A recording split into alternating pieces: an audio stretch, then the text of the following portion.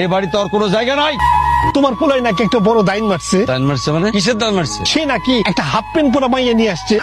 মেয়ের বাবা নাকি কোটিপতি। আরে তোমার তো ভালোই হয়েছে, এখন থেকে বিয়ের টাকায় পায়ের উপর পা তুলে খাবা।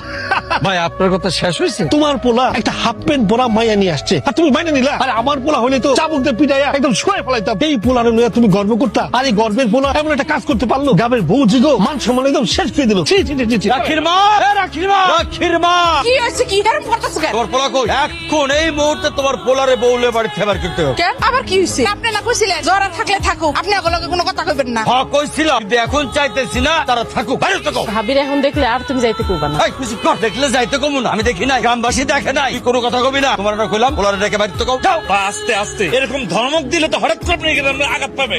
রাশেদে এই অপরাধের জন্য ত্যায্য করে দিতেছে, আর জমি জামা সম্পদ যা আছে আব্বা ওই পাখির নামে আমার নামে লিখে দিতেছে। চুপ করো, এই কথা তোমার কখন কইলাম আমি? আপনি খুশি? আপনি বললে তো চলেই যাব। আপনার বাড়ি থেকে আমরা জোর করে থাকতে পারি, কিন্তু আপনার ছেলে তো বাড়িতে নেই। রাশেদ আসুক, তারপর না হয়ে যাই। ওই গেছে সে। আপনার মাথার উপরে ফ্যানটা যে নষ্ট হয়েছিল না, ওই ফ্যানটা বাজারে ঠিক করতে নিয়ে গেছে। কেন আমার ঘরের ফ্যান ঠিক করার দরদ উঠলে উঠছে কেন? আব্বা আব্বা, আপনি তো ঘেমে যাচ্ছেন। এই যে নেন, এই শরবতটা খেয়ে নেন, দেখবেন আপনার অন্তরটা একদম জুড়িয়ে গেছে। ফালতু কথা কইতেছো কেন? আমি কই খামছি? কেন কইছি আমি খামছি? কেমন আছো? একটু খান, খুব ভালো লাগবে না? আরে দে। বুঝতে পেরেছি আপনার শরীরটা ভালো লাগছে না। আপনি এখানে আসেন, একটু আসেন। চলো। আসেন বলছি, একটু বসেন, একটু ঠান্ডা হন। ঘরে তো ফ্যান নেই আব্বা, আমি আপনাকে বাতাস করি।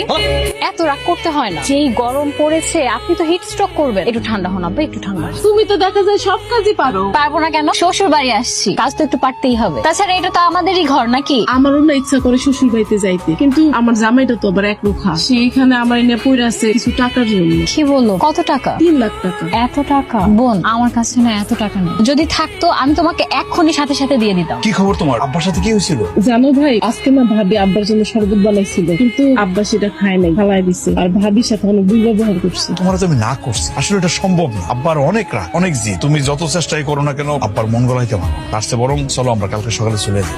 আসছে নিজের বাড়ি ছেড়ে ভাড়া বাড়িতে গিয়ে উঠবো নাকি? কখনো না। তোমাকে না আমি বলেছি তুমি বাবার সাথে জমিতে যে একসাথে কাজ করবা। আরে আব্বার সাথে কি কাজ করতে যাবো? আব্বা তো রাইগাস। আমি যদি নিজে থেকে কাজ করতে যাই, দেখা গেলো উল্টাপাল্টা রাগারাগি করবো, রাগারাগি থেকে দেখা গেলো স্ট্রোক করে ফেলাবো, পরে তো সমস্যা। আরে তুই কাহিনী উলাচ্ছ আইলাটা বাচ্চা হিডার কাকে টেডি মায়ের কাছে কমসে কম 50 লাখ নিয়ে আস। তোর বাইরে কো হেতের কাছে তুমি আর টিএলও দিতে 3 লাখ টিএলও দিতে কো। আমি তো ভাবির কাছে আকার ইঙ্গিতে কইলাম, কিন্তু ভাবি কইলো তার কাছে কোনো টাকা নাই। এই তুই কি প্রতিবন্ধী নাকি? আকার ইঙ্গিতে কস কিনলে ডাইরেক্ট কথা কইতে রাস্তা তোর মুখ নাই। হায় হায়, এ আমি কি দেখছি? তোরে কি হাল অবস্থা হয়েছে মা? বাবা, তুমি এখানে আসছো? তুই আমার মেয়ে হয়ে একটা ভুল করেছিস, কিন্তু আমি তো ভুল করতে পারি না, তোকে আমি নিতে এসেছি। কিন্তু আমি তো তোমার সাথে যাব না বাবা। আরে বিয়ে সাহেব যে কেমন আছেন? চলেন ঘরে চলে বস। আপনাদের মতো চাষাভুষাদের বাড়িতে আমি সাদেক খানকে বসতে এসেছি নাকি? চাষা ভূষার ঘরে বসতে কিন্তু যোগ্যতা লাগে। টাকা